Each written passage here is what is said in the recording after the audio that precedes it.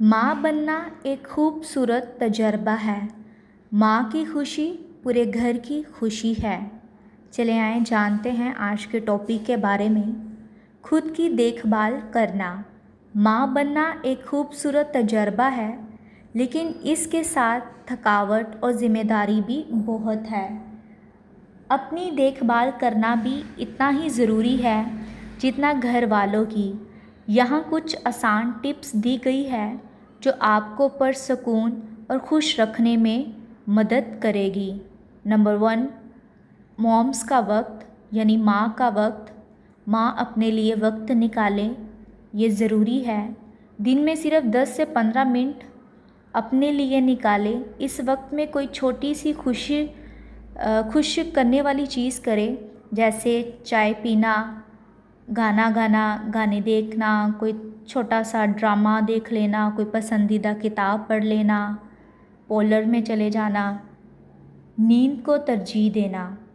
बच्चों के सोने के वक्त खुद भी आराम करें। अगर रात में नींद पूरी नहीं हुई तो दिन में 20 मिनट ज़रूर निकालिएगा। सेहतमंद खाना खाना, ताज़ा फल सब्जियाँ मेवाजात खाना, पानी ज़्यादा पीना ताकि तवानाई बरकरार रहे।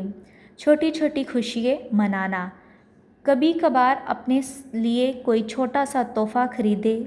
दोस्तों या फैमिली के साथ में वक्त गुजारे, इससे मूड अच्छा होता है। मदद मांगने में शर्मिंदगी महसूस ना करें।